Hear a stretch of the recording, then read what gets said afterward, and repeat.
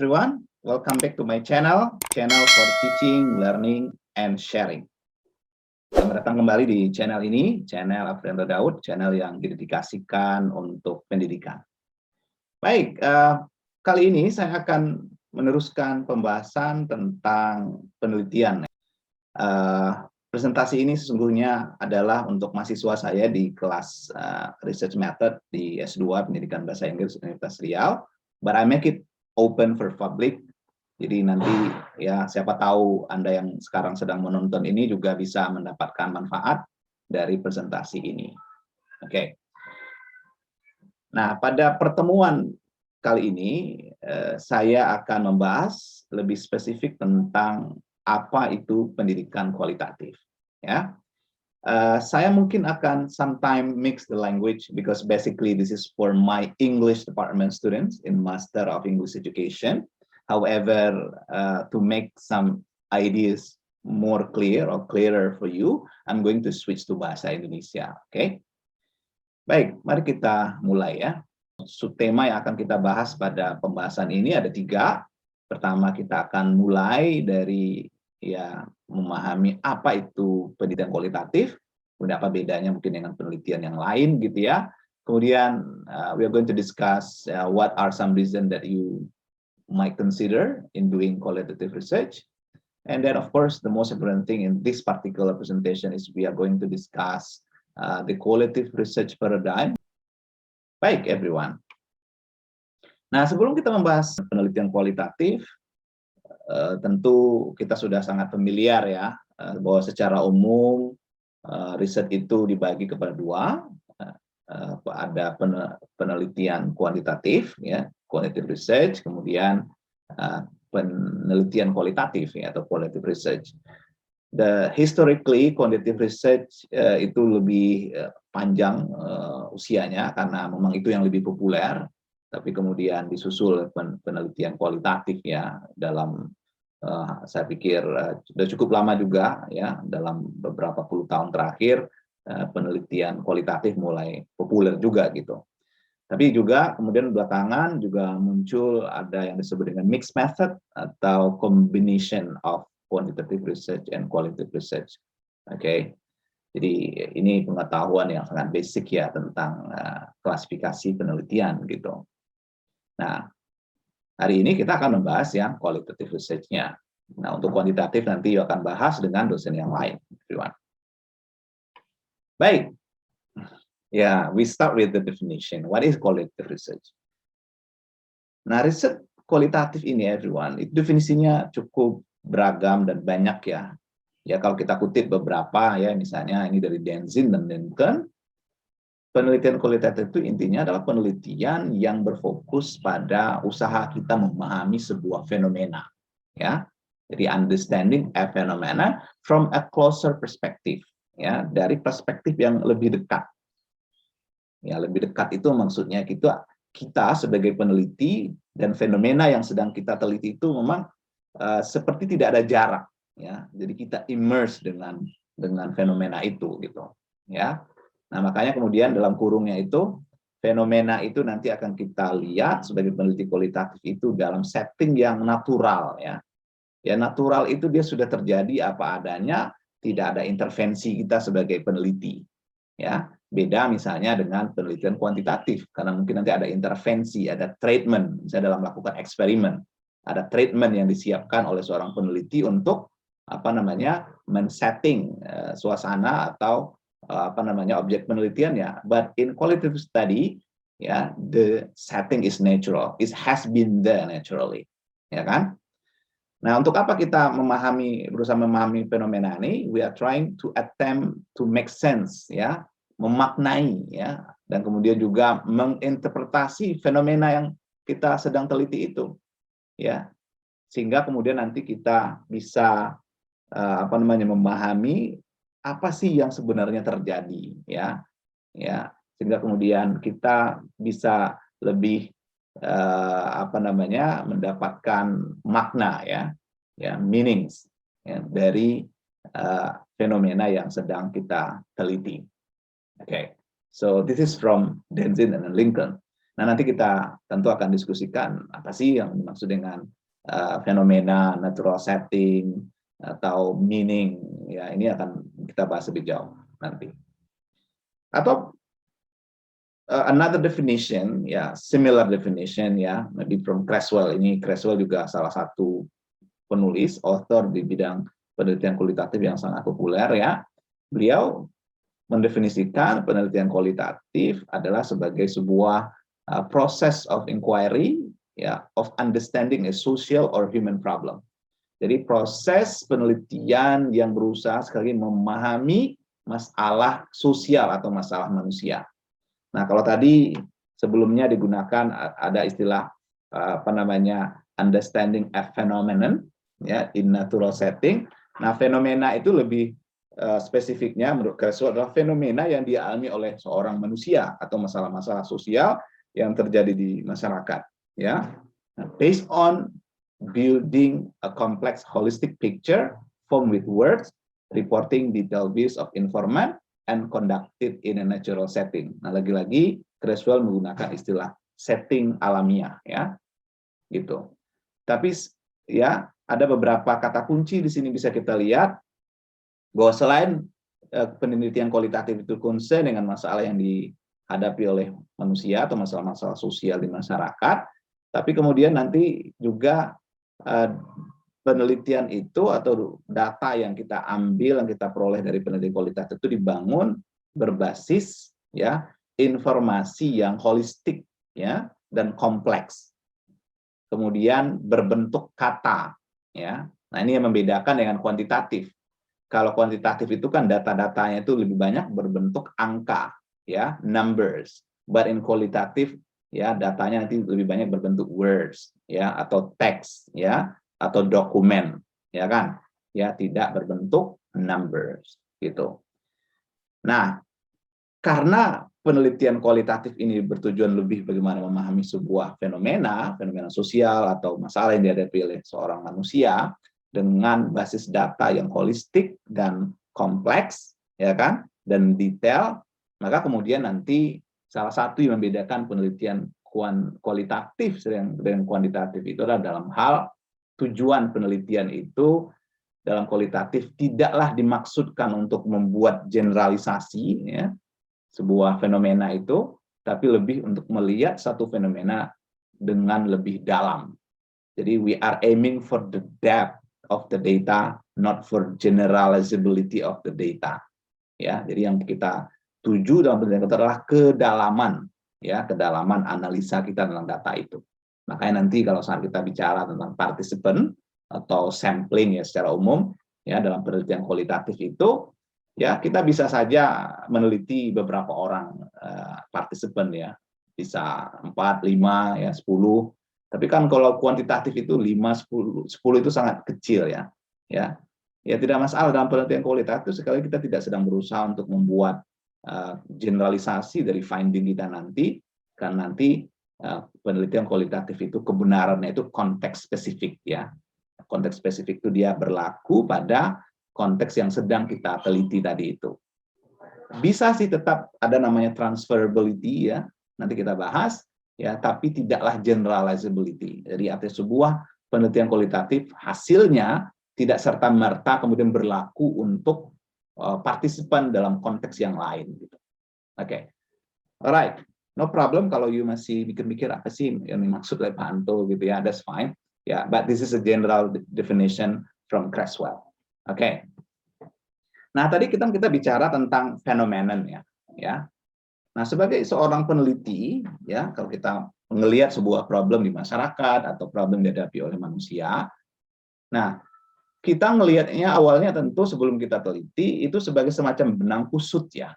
Jadi belum terurai, ya kan? Kita belum tahu misalnya apa problem orang saat ini, misalnya saat online, misalnya, ya, misalnya ketika pemerintah memberlakukan pembelajaran daring, itu kan ada resistensi di sebagian masyarakat, ya. Ada orang tua yang nggak mau, gitu, ya, sekolah daring walaupun pandemi, tapi mereka tetap berusaha membujuk, ya, atau bilang ke sekolah gimana kalau sekolah dibuka aja lagi, misalnya kan. Atau mengapa misalnya sebagian anak-anak misalnya justru lebih senang daring ya. Kalau orang tua kepengen misalnya anak-anaknya pergi ke sekolah seperti biasa, tapi sebagian anak tuh happy dia di rumah di depan laptop misalnya kan. Ini kan fenomena-fenomena yang kita lihat di sekitar kita saat daring, tapi kita belum tahu jawabannya gitu. Kita masih bertanya-tanya, mengapa orang tua misalnya cenderung resisten dengan policy pembelajaran daring, ya. Nah, fenomena yang masih belum terurai ini yang kita mau coba urai gitu ya. Nah, ini yang kemudian kita misalnya nanti turun ke lapangan, kita tanya orang tuanya, kita tanya anaknya, kita wawancarai misalnya, ya kan? Kita wawancarai, kita lakukan focus group discussion misalnya nanti, sampai kita mendapatkan pola, oh ternyata orang tua misalnya bilang, kami nggak punya waktu, gitu. Kami sibuk, ya kan? Atau kami nggak punya fasilitas untuk daring misalnya kan. Kan kalau daring harus belajar pakai laptop, pakai HP, kami orang miskin dan sebagainya. Nah, mulai kita menemukan jawaban-jawaban dari pertanyaan tadi itu. Nah, saat kita mulai menemukan jawaban dari pertanyaan-pertanyaan tadi, masalah yang sebelumnya kusut itu terurai. Jadi lebih jelas polanya. Nah, ini yang nanti kita coba aiming in qualitative research process. Oke? Baik, mudah-mudahan you dapat feel-nya ya bahwa apa yang kita sebut tadi dengan phenomenon, ya, problem yang sebelumnya belum terurai, dan kita urai dengan sedemikian rupa sampai kita mendapatkan bisa memahami apa yang terjadi di lapangan. Oke, jadi again qualitative research is aiming for understanding a phenomenon. Ya, contoh yang tadi sudah kita bahas. Oke, next. Nah, karena ada beberapa penelitian, jenis penelitian, tadi ada kita sebut 3 ya, ada kuantitatif, ada kualitatif, ada mixed method gitu ya. Nah, sekarang mungkin you masih apa namanya ya, masih wondering what kind of research I'm going to conduct gitu ya. Do I need to conduct a qualitative study or just go with quantitative study ya, with some statistical analysis misalnya, or do I need to do both misalnya. Nah, mari kita diskusikan ya. Ada beberapa alasan yang mungkin you perlu nanti melakukan penelitian kualitatif ya. Kalau you misalnya ingin menjawab atau bertujuan melakukan penelitian untuk mencapai beberapa tujuan seperti berikut, mungkin you perlu melakukan penelitian kualitatif. Nah, tadi sudah saya bahas sedikit di awal ya, bahwa penelitian kualitatif itu bertujuan untuk memahami ya bagaimana orang menghadapi masalah kehidupan dia sehari-hari di dunia nyata, ya, to understand how people cope in the real world settings.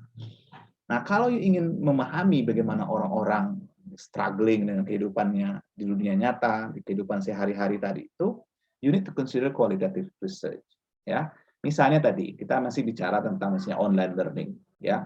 Bagaimana misalnya sekolah-sekolah di daerah tertinggal, ya, di daerah-daerah terluar yang tidak punya fasilitas internet yang cukup, nggak punya fasilitas daring gitu kan. Sementara ada pandemi, bagaimana mereka melakukan pendidikan selama pandemi? Ini kan menarik untuk diteliti gitu ya kan?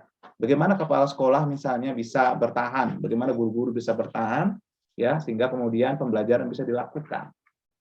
Nah, kalau ingin misalnya meneliti masalah-masalah yang seperti itu, you need to consider qualitative study, everyone. Atau misalnya, ya masih mirip dengan real world setting tadi itu, you need to, ya, if you want to study everyday lives of many different kinds of people and what they think about under many different circumstances. Ya, kalau you ingin meneliti ya bagaimana keseharian orang-orang ya, misalnya, ya kan, misalnya sekarang ada fenomena sosial, misalnya di kota-kota besar, banyak anak-anak jalanan gitu ya. Nah, kemudian you are wondering, anak jalanan ini kok bisa banyak ya sekarang gitu ya. Kemudian ini kayak seperti ada yang misalnya mengelola gitu. Terus bagaimana sih sebenarnya anak-anak ini hidup gitu ya. Bagaimana dia mulai, dari mana dia misalnya ketika dia bangun itu mereka bisa tidur di mana gitu ya.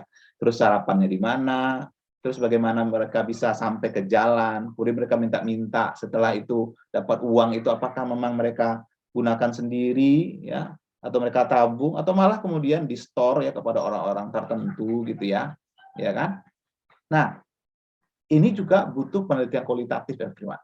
Ya, karena you ingin melihat bagaimana orang-orang ya menghadapi kehidupan keseharian dia. Ya kan?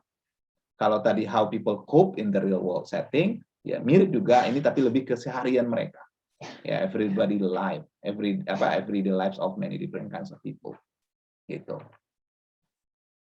Atau you ingin melihat bagaimana respon institusi ya, to study institutional responses. Ya, for example, how government and public health officials react to a threatened infectious disease epidemic seperti sekarang. Ya. Tadi ya, masih terkait pandemik gitu ya. Bagaimana misalnya sekolah-sekolah swasta merespon kebijakan lockdown atau kebijakan pembatasan pendidikan buka sekolah selama pandemi. Kan ada fenomena ya, selama pandemi itu sekolah-sekolah swasta itu struggle. Ya kan? Kenapa? Karena ada dilema yang tak mudah bagi sekolah swasta. In one side, they know that this is not a safe situation to study. Yeah, they know the protocol that they have to follow. So basically they have to close their schools. Ya, maksudnya physical building of the school. Ya, and they have to switch to online learning. Tapi masalahnya bagi sekolah swasta, kalau mereka misalnya tetap menjalankan daring itu, sebagian orang tua tuh nggak mau bayar uang sekolah gitu, nggak mau bayar SPP, ya kan? Sehingga kemudian mereka harus berpikir cara-cara yang kreatif bagaimana tetap bertahan, ya sekolah mereka nggak tutup, tapi kemudian mereka tetap bisa menghidupi ya operasional sekolah mereka gitu. Oke, nah kalau you tertarik dengan isu-isu seperti itu, respon sebuah lembaga terhadap kebijakan, maka you need to study and you need to do qualitative research. Oke, everyone. Nah, kemudian juga kalau you ingin melihat bagaimana atau bagaimana memahami dan menganalisa percakapan dan interaksi antara dua orang. Ya, misalnya saya melakukan penelitian tentang bagaimana hubungan antara mentor dan mahasiswa selama praktikum ya atau PPL. Selama PPL itu kan mahasiswa berhadapan dengan banyak orang ya. Salah satu tokoh penting di sekolah yang harus dihadapi setiap hari adalah guru pamong, ya kan. Nah, dulu saya melakukan penelitian bagaimana mahasiswa PPL berinteraksi dengan guru pamong mereka. Apakah ada interaksi yang misalnya setara, ya, atau interaksinya itu justru ada power relation. Power relation itu ada hubungan struktural, ya. Ada yang merasa tinggi, ada yang rendah, atau ya kalau dalam konteks guru pamong kan guru pamong adalah seorang yang dihormati, dari mahasiswa itu adalah seorang yang posisinya lemah gitu ya. Karena kalau misalnya bilang tidak kepada guru pamong, mungkin dia akan merasa kurang nyaman, dia takut nilainya kurang dan sebagainya gitu.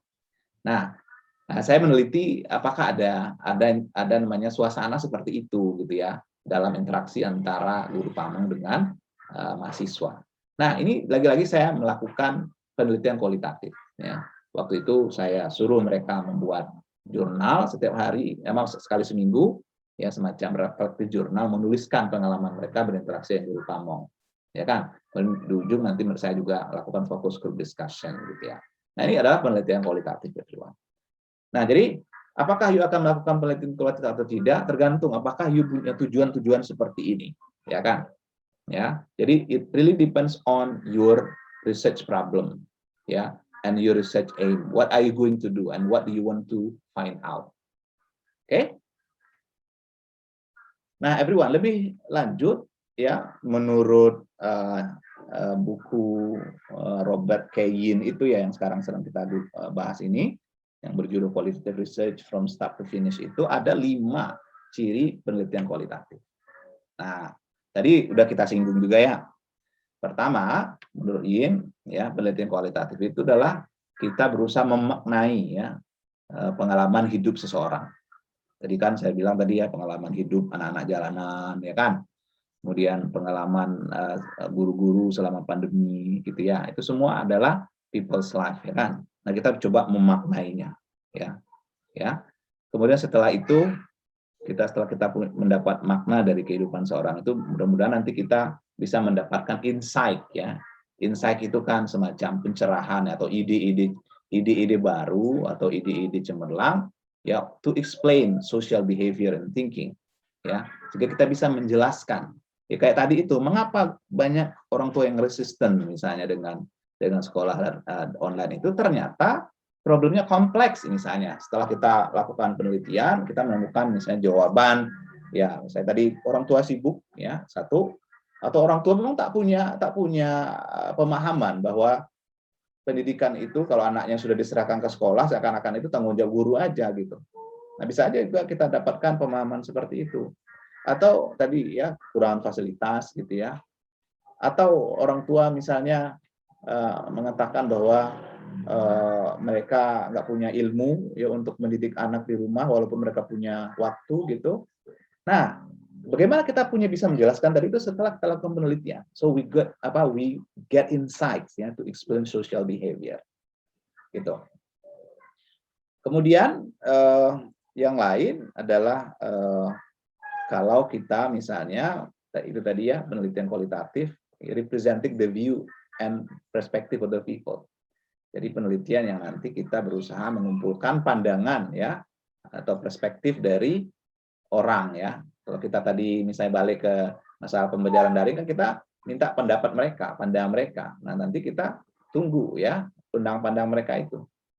Nah, itulah makanya nanti metode yang paling banyak digunakan untuk penelitian kualitatif itu adalah wawancara, ya, observasi dan dokumen analisis gitu. Tuh. Baik, tadi sudah kita bahas bahwa qualitative research adalah juga attending and accounting for real world contextual condition. Itu sudah saya singgung di awal ya, bahwa penelitian kualitatif itu dealing with kondisi yang nyata dan kontekstual di lapangan. Nah, kemudian yang tak kalah pentingnya, biasanya penelitian kualitatif itu bersandar pada multiple sources of evidence. Ya, multiple itu artinya lebih dari satu. Ya, tadi saya sudah bilang bahwa yang paling banyak itu kan interview. Interview itu bisa structure, bisa unstructured, bisa in-depth interview. Nanti kita bahas. Kemudian bisa observation, ya, bisa dokumen atau dokumentasi, atau bisa berbasis gambar, foto, video dan lain-lain. Jadi semakin banyak sumber datanya itu semakin kaya dia. Makanya kalau kita nanti melakukan penelitian kualitatif, please do not rely on one single source of data. You need to have multiple source of data to make your study more reliable. Oke? Baik. Next. Nah, selanjutnya everyone. Ini saya skip aja. Karena example sudah banyak saya sampaikan. Nah, dari sisi desainnya, ada banyak sekali jenis-jenis penelitian kualitatif. Ini ada 12 ya, kalau dalam menurut buku kayak gini ini. Ya, kalau di sekolah kita kenal action research, yaitu action research itu adalah bagian dari penelitian kualitatif. Karena nanti kita akan wawancara guru misalnya. Ya, ada art-based research, itu penelitian yang memahami sebuah fenomena sosial berdasarkan produk-produk seni. Ya, misalnya secara politik sekarang kan, misalnya mural misalnya tumbuh muncul di mana-mana.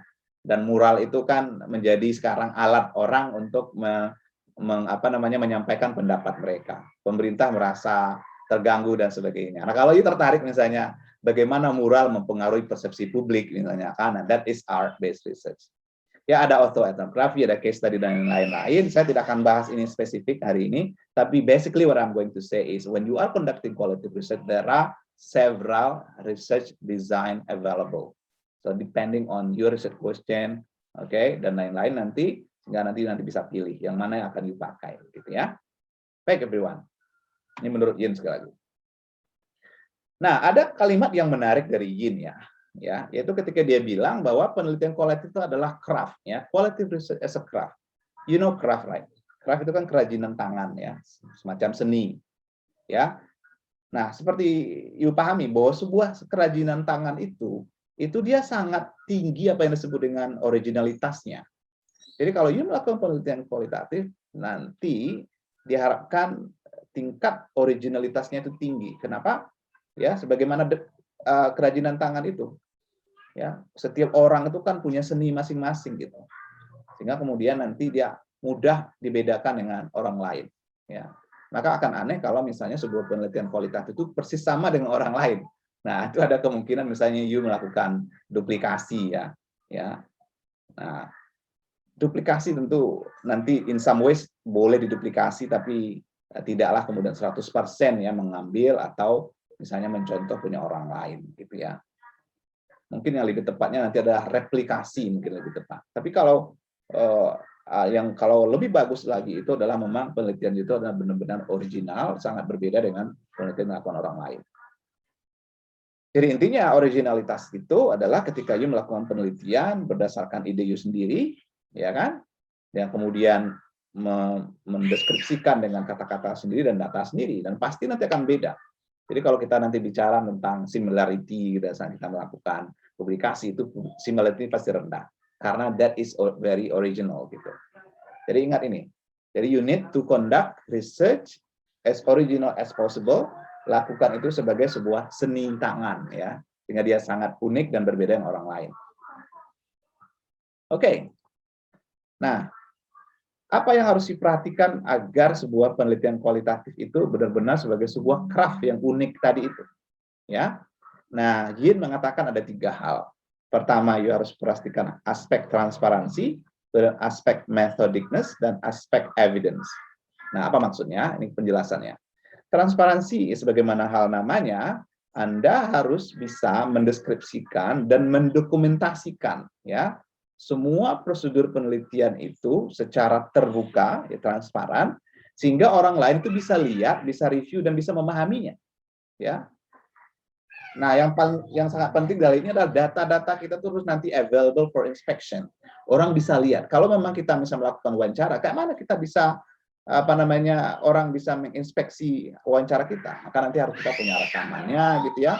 Kemudian rekaman itu ditranskripsi, ya, ditulis sehingga orang bisa baca gitu.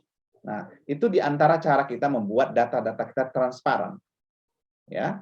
Nah, kalau data kita transparan, tentu nanti akan meningkatkan kredibilitas dari data kita. Tapi kalau misalnya kita mengklaim kita melakukan wawancara, orang kemudian ingin tahu dari mana kami bisa tahu bukti-bukti atau evidence dari wawancara Anda? Ada dulu Pak gitu. Apa buktinya? Apakah kamu rekam? Enggak Pak, lupa. Nah, kalau enggak direkam, itu pasti akan mengurangi kredibilitas karena orang tidak bisa inspection of our data. Jadi pastikan nanti ada transparansi menurut dia.